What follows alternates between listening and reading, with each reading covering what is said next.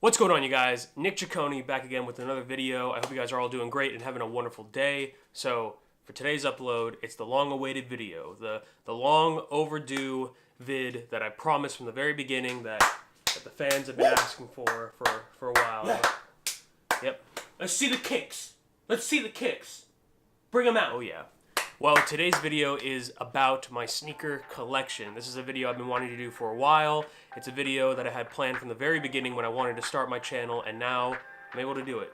So we're going to start the video off by giving a brief history about my personal experience being a sneakerhead for at least over 5 years now, where it started, how it's progressed, where it's become, and I want to just talk about my love for sneakers, shoes, and why I think they're pretty important in an essential wardrobe for any man. So as a kid growing up in middle school, I would always have an allowance for one pair of sneakers, a new pair of sneakers every single August right before the new school year started. In March, I was in Orlando visiting my grandmother with my family, and we decided to take a stop at the local outlet mall, and I saw this pair of shoes and it caught my eye, and I was like, wow, I need that pair of shoes. So that's the catalyst for how this entire experience started back in 2011 with my love for sneakers. This is not in my normal collection. I don't wear these at all anymore, but I figured I would show these off because this is what started it all. So my first pair of shoes that kicked off my sneaker collection. I ain't feeling it. I know what you're thinking. Ugly, this snot green. Looking at this right now,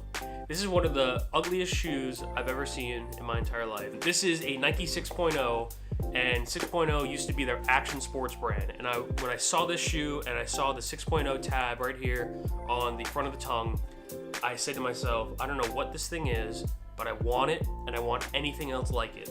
6.0s ended up becoming the only shoe I owned. I had a pair of red ones, the Maverick 2s. I had a pair of black ones. They felt more like a Vans, the Nike Ruckus Mid. I had another pair of these Nike Dunk vulcanized LEs in purple, forest green. I wanted every single color. And then that's when things started to progress into what they had become in my high school life. And when I hit high school, the sneaker game kind of changed up for me. All right, you guys, so for the actual physical collection that I've accumulated over the past couple of years, we're gonna segment it into two separate sections. We're gonna have more of the sneaker section, and then we're gonna have the formal menswear section. So let's start off with the first pair of shoes that I have in the more I would guess you would say hypebeast section. Sadly, it's not in my exact size, so they look a little bit big on my feet, but that's okay. Sometimes I stuff them with a little bit of newspaper just to kind of hold their shape. But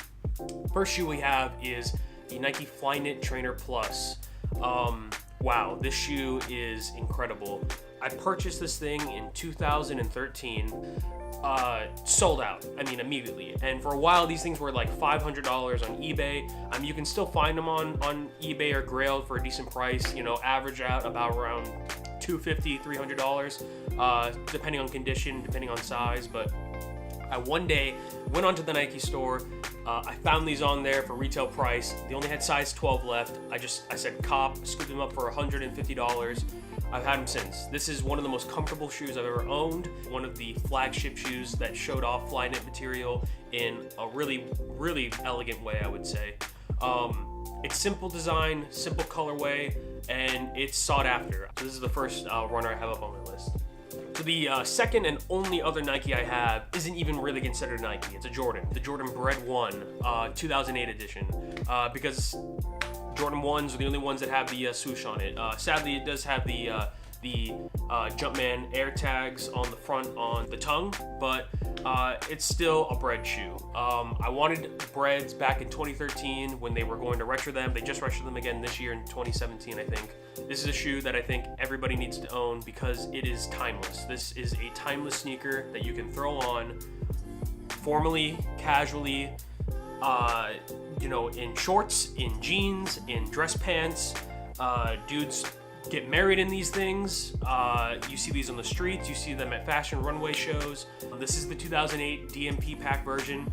You know, I hate to say it, but like just if you're able to find the shoe, regardless of what year it came out, what type of retro it was, cop it. But for me personally, the 2008 DMP Bred 1 is good for me. I love this shoe to death. It's wonderful. I love wearing this thing. It is timeless. So that's second up on my list of Nikes. we're gonna transition a little bit into more hypebeast things that I'm a little bit regretful on, to be honest with you guys. I don't have any regrets money-wise, but I have slight regrets about some of them, mainly because the way culture has turned out, youth culture, fashion culture, they're not necessarily the most important or flashy shoes anymore. So let's start out with the one that I don't wear that much anymore. It's kind of a joke, but I loved this shoe when I got it. I got it retail price. Checker Vans. Yep, that's right. That's it, boys. We got some checkerboard Vans slip-ons. These are the Vans Volt edition. At least I could say that. 2015, 2016.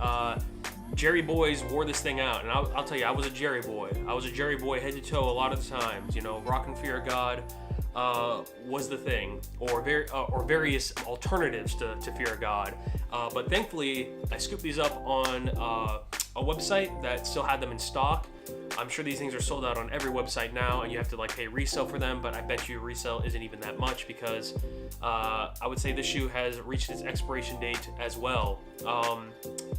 Not a lot of people rock these things anymore. Got a lot of good use out of it. I cleaned them up. They still look pretty nice, but you know, maybe I'll rock them again in the future a little bit. But for right now, I got them on ice. Much like the previous pair I just showed off, I probably own the two most hypebeast pair of Vans ever to be in existence. Maybe short off of a couple of Supreme collaboration Vans, but I would say this takes the cake. This is my only pair of skate highs, and they are the Fear of God skate high Van collaboration, mainly because of the material and the colorway, well, the subtlety that went into the design of the shoe. Regardless of what you guys think of Fear of God, Jerry Lorenzo, I think he killed it on this model. The tongue connecting all the way down to the toe box in this really, really soft suede, and then the laces, the color of the laces, it's so simple in its design, and I would say this and the Authentic that came out definitely broke the internet when they released on PacSun, and especially when they released and they only had like 8 pairs per store for each. The only 2 pairs of Vans I own at once were everyday kind of shoes for me, but now they're kind of, you know, falling out of rotation. You know, I love the shoes. I wore them and I gave them a lot of time a couple years ago, but currently right now, not exactly something I wear all the time. So the next shoe that I own, pretty quickly I'll go through it. I own the meme shoe. I own a pair of boneless Pirate Blacks. And yep. Let's start off with the shoes that I wear a lot and that I would say are a little bit more up to date with current trends. We'll start off first with the NMD. This is the GR version of the NMD that released last year, 2016. That came out with the first pack of GRs that released with this model. Of course, this is the most oversaturated shoe on the entirety of the Adidas marketplace. I still wear them a lot. These are kind of like my everydays, you know. I love the comfort that comes with the boost material in the shoe. I use when I'm walking around casually, just kind of chilling in the house or doing errands. This is just a nice, comfortable shoe you can throw on. Looks sleek, looks good. That's about it. Love the shoe and its comfortability, but it's oversaturated as hell. That's all I'll say about that. The next shoe is a shoe that nobody really has that I've ever seen. So this is, of course, the Nike ZX Flux slip-on. I really do like this shoe. It's really low-key. It looks really weird because it's a slip-on, but it has these elastic straps in the front, no laces, this prime knit rough mesh material in the front that has this black and white pattern. It really reminds me of the Flyknit Trainer Pluses that I showed off a little earlier, and a really technical torsion Adidas outsole. Really simple shoe. I really like it a lot, but it's low profile, low key, and that's about it, you know? Really dope. I really enjoy this shoe. So the next 2 models are probably my most worn shoes in my entire collection, outside of my more formal wear types of boots and formal sneakers. My favorite sneaker I own in my entire collection, and that is the Palace collaboration with Adidas on the CM Boost. It has the indoor soccer sneaker style of influence put onto a Pure Boost outsole. But basically, Palace did their collaboration with Adidas. I think this came out in the second run of their collaboration together, and they utilized the Boost outsole for the sneakers, and they came up with these. These are just the standard Palace Boosts. I love this sneaker to death, and I think it is a wonderful shoe to throw on and wear with certain outfits. Real simple, love it. The last shoe that I have in my collection of sneakers that I would categorize as something I can dress up or dress down is my most worn shoe out of them all. I wear this shoe every single day. It is the cheapest shoe you can get, and it is the most versatile shoe in my collection, and that is just a standard Reebok Classic OG lace-up shoe. Really simple. I beat these things to hell. I love the look that it gives off when you have an all-white leather sneaker that's beat to hell. It's just low profile, really simple, and it gives that nice medium between casual and formal, because you can dress this thing up or dress it down as just a standard sneaker. But I love this thing. It's super dirty. You can beat these things up and you don't really need to give a shit, because I paid $40 for this. It's affordable as hell. Really affordable summer sneaker that I would recommend for everybody to wear out. Summer or springtime, it doesn't really matter, but of course, this time of year, in these late summer months, July, August, I mean, this thing stands out. It's a wonderful white sneaker, classic, standard. I love it. So, Reebok Classic, shouts out. Let's get into it, my favorite section of my collection, and we'll start it off with my other beater shoe.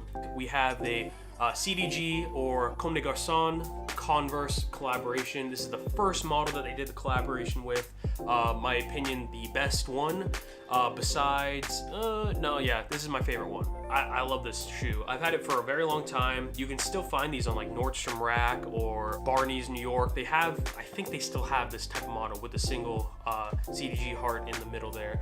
But these are $100 retail, and if not, you can still find them basically new in box on Grailed or eBay for probably the same exact price, because these things do not fluctuate. They don't get any cheaper, they don't get any more expensive. These things are about 90 to 100 bucks, and they're super standard. It's the little pop of color that comes from the red of the CDG heart on the side that just kind of makes it stand out, on top of the fact that it doesn't have any pinstriping in the midsole, so it's just all cream. The Chuck Taylor patch is blacked out, so you can hardly see it, so it makes it even more clean and subtle. It gives you that Rick Owens big, clunky shoe feeling for a very affordable price. CDG, Converse, Chuck Taylor high tops. The next shoe that I have, you guys saw in my most recent pickup video where I showed off all the gear that I got tech-wise and some clothing. You saw these already, so I'll just give another little look at these. The Acme Studios Derby with the really clunky green outsole. This is a standard Derby sneaker in black leather, but it just has the small pops of color, the larger outsole and midsole that gives it a more unique flair to it that will let you stand out amongst a crowd of people. The next shoe that I have is it's a really nice sneaker. Did I show these off? Yes, I did. I showed these off in one of my first videos I ever made. It is the Franken Oak all white leather sneaker. Really clean white design with the laces and the white leather. Simple stitching design, simple execution on the shoe, and you can dress these things up or down, and that's what I love about them. There's nothing better than being able to dress up a white sneaker with a nice pair of dress pants or maybe a nice blazer on top of it to make a sort of casual formal suit, or you can even dress these things down in a pair of shorts, simple t-shirt. These things can go a long way, especially looking towards the future of having sneakers that you can wear all the time, every day. So this is the Franken Oak leather sneaker. There's that. The other white leather sneaker that I own is one that is my favorite designer sneaker ever created. These are my favorite sneakers. They are the Krish Van Osh multi-lace sneaker. I saw these things. I have to shout out the dude that put me on this.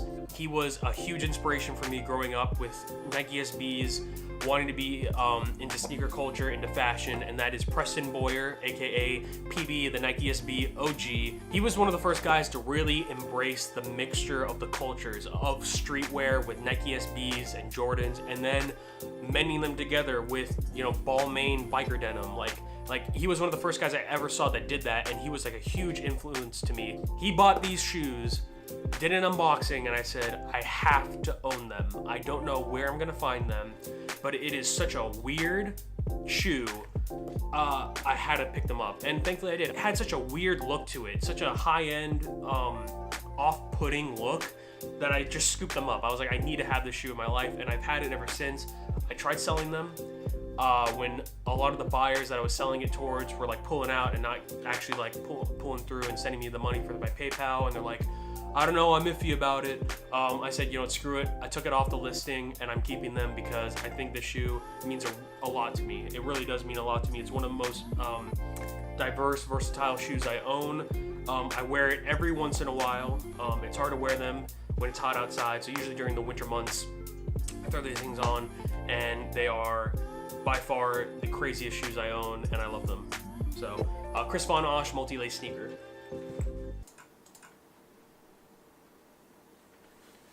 Alright, you guys, I think that's going to wrap it up for today's video. Thank you so much for tuning in and watching for today's upload about my sneaker collection, my insight on the sneaker culture, especially when I started about 5 years ago into where it's become and progressed for today's environment.